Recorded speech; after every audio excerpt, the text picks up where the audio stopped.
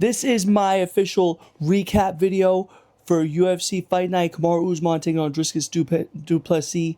And bang, we cashed out on our bullseye pick. We cashed on the official play of the night. I was nervous. I kept hearing rumors about an injury, sickness for Delgado. I saw it online. I was asking everybody. I couldn't find it. They said there was a tweet or an X, whatever they call these things now, whatever the young kids are doing these days. But Jose Miguel Delgado was very worried about the wrestling from Bashi, to the point that he got dropped first round. And he was still able to fend off the wrestling.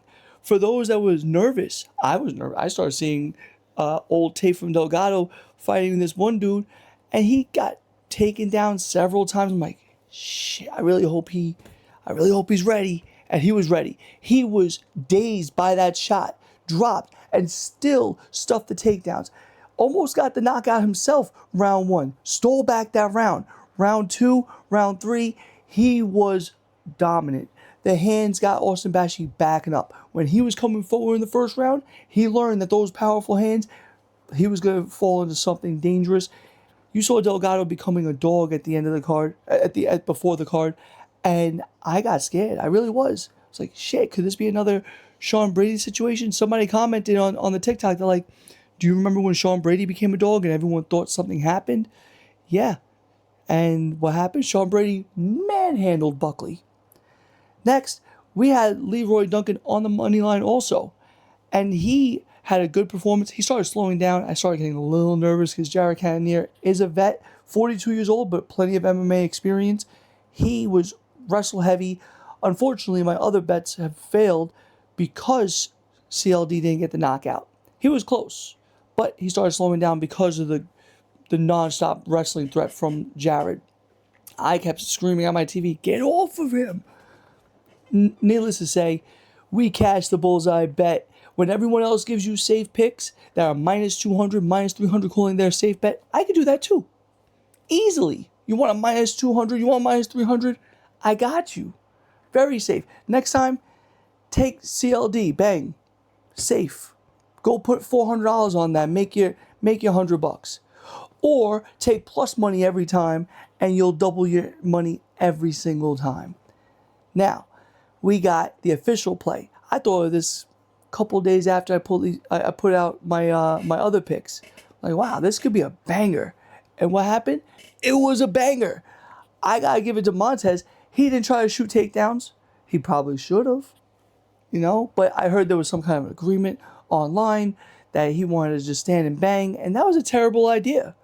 Ruined other bets because, yeah, you want to show you're a man, you want to puff your chest out.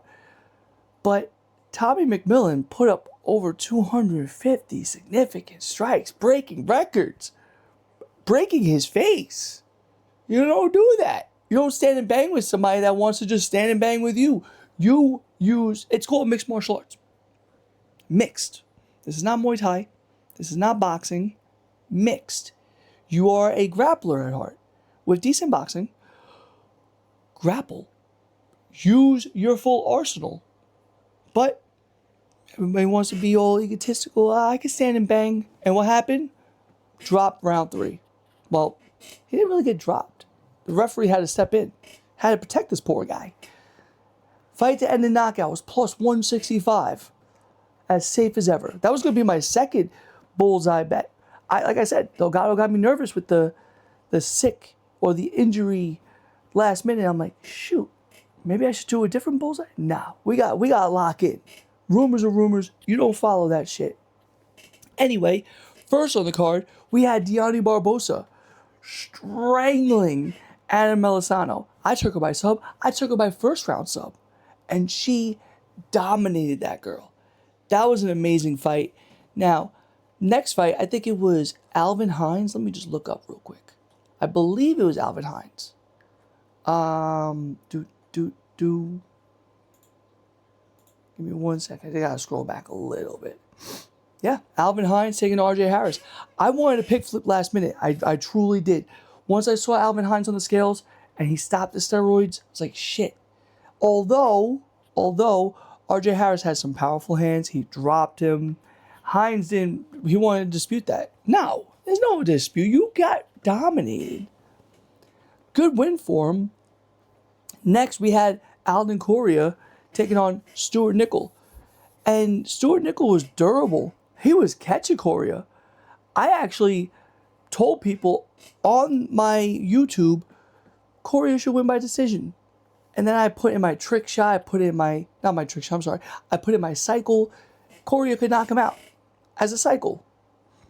And I kind of like went against myself. Maybe I should start listening to myself, because that was a good call on this YouTube. But needless to say, Correa put it on him, has terrible takedown defense. Good scrambles though, but terrible takedown. He was taken down so many times, he kept getting cracked by T-Rex Arms Nickel. I wouldn't be surprised if you cut Nickel, but he was a dog. He got through a lot of submission attempts, and that was amazing. Ezra Elliott versus Damian Anderson, squash match. Ezra took him down, and he was able to roll through every position.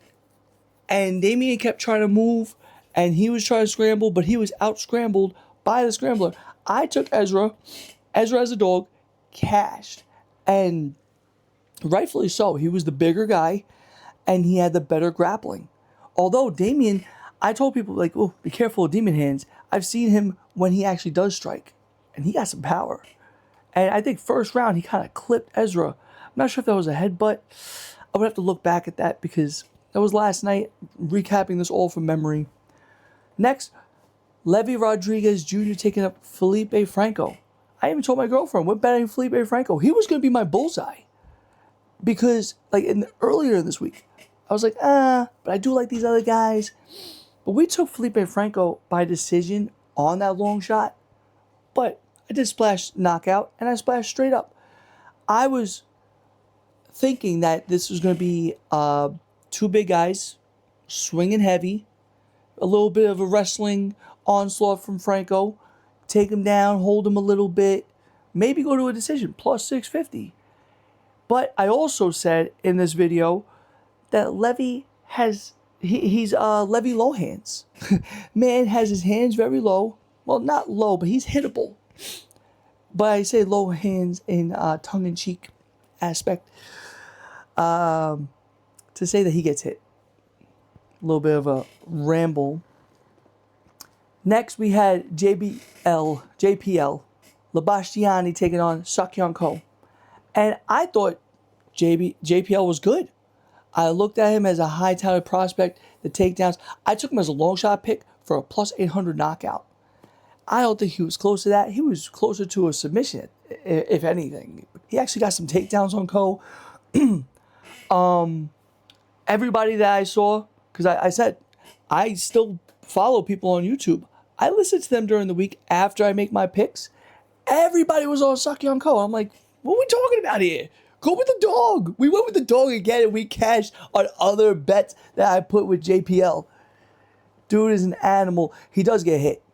I'll say that. He was getting red, cut up, just from a couple strikes. How powerful is Ko? How durable is JPL? We'll know soon, because we're going to see more of this. Next, Delgado Bashi. We spoke about this already. Delgado comes through, baby. Let's go.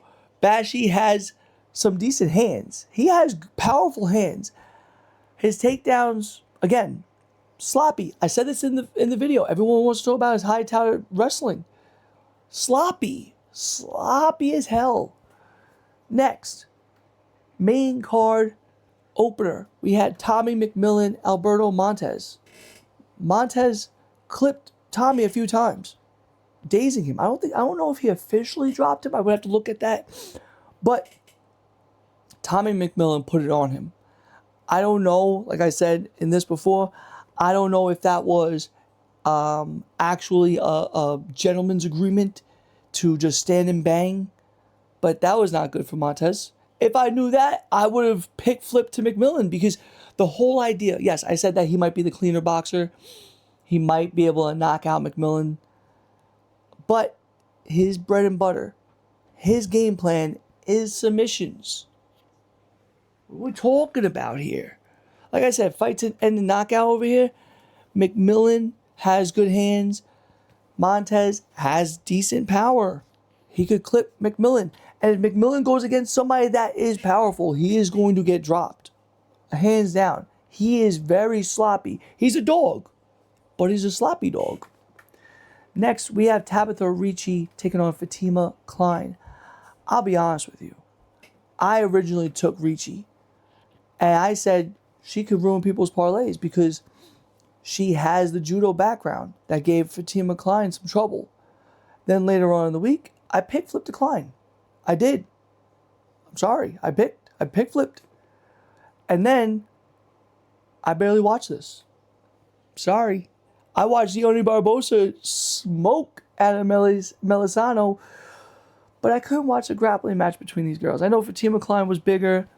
She had the better striking. She had some good leg kicks. She had a couple of suplexes slamming Ricci. But I was sitting there watching my TikTok, watching the views, drinking some wine with my girl, and, you know, it's a woman's decision fight. Next, Chase Hooper taking on Mitch Ramirez. I knew this was not going past the first round. I knew Mitch Ramirez had power going in this. A lot of people picked Ramirez as the dog. I completely understood it. How many times are we going to see Chase Hooper minus 300 and still pick him? I picked him. Reluctantly, I picked him. I bet him. I put him as a first round sub. Plus 420, 430, something like that. It cashed. I made some money off of Chase Hooper last night. But that's like a little flyer bet. Because, yes, it's like, you ever heard knockout or bust? First round submission or bust. Or first round knockout, failed prospect. I don't know what's with this guy and his post fight interviews. This guy's really, I'd rather him get knocked out, honestly. I don't need to hear all that. Next, co-main event of the evening, we had Jared Cannonier and Christian Leroy Duncan. As I mentioned earlier in this video, CLD's cardio is a little bit questionable. Jared put it on him late in the rounds. I got a little nervous at one point because he seemed like he was wobbled. There was one moment where I saw, I didn't say it out loud. I said it in my head because I didn't want to jinx it. But I was sitting there with my girl and we're watching this. I'm like, does it look like CDL's wobbled? He slipped. Like his leg skid across the mat. And I'm sitting there like, oh no, he's going to get knocked out. There goes my bullseye. I was so worried about Delgado. What about the minus 400 favorite? He was okay. He was fine. I don't want to get anybody nervous. I was like, oh, is he wobbled? Is he wobbled? No. He was fine. CLD's cardio is a little questionable. He has to work on getting people off of him that want to grapple with him. Jared, bro, you're 42. It's time to hang it up. You did good in your career, but if you need to wrestle somebody for 3 rounds, everybody, come on. It's co-main event. I don't even think you should have been on the main event. Main card, main event of the evening, we have Dricus du Plessis taking on Kamaru Usman. What was this? This was a dominant performance by DDP. I don't think it should have been fight of the night, personally. That's just wild. He almost knocked out Usman plenty of times. First round, second round. Then you listen in the corner and you hear, yeah, push him back. Keep doing what you're doing. No. Do not keep doing what you're doing. Be the wrestler that we know you to be. Wrestle him. We've seen this. Why does it take some average Joe on YouTube to tell these professional fighters, yeah, this guy gets taken down and held? Maybe you should do that. Shoot some doubles. Shoot a single. Overhand. Knee pick. Something. Trying to walk down Dricus when Dricus is swinging like an animal. It's stupid. It's stupid. You got clipped how many times? Dazed how many times? Then you see he's talking about the loss, saying he got poked in the eye. Bro, we all saw it. You got punched in your eye. Stop complaining. 40 years old, maybe you should follow Jared Cannonier if you're going to have that type of attitude. You got punched in the eye. You got dominated. As a vet of the game, as somebody that's been a champion, you should know how to use your fight IQ better than that. You're not winning on the feet. You're not. You're getting dominated on the feet, almost knocked out. Now you got a little nugget on your eye. You got a little black eye now. Why? because you're striking with a striker. Take him down. Your coach has failed you, bro. Anyway, I don't think Dricus deserves a title shot yet. Kamaru, maybe a retirement home. But nonetheless, this was a banger card. I really enjoyed it. We cashed some picks. Hope you guys tailed it. Like, share, comment, subscribe. I see a lot of you liking. A lot of you watching from a distance. Subscribe. It helps. It makes me feel better. It makes me feel like this is actually worth my time. I could go make money by myself. But here I'm giving you money. Subscribe. See you guys later.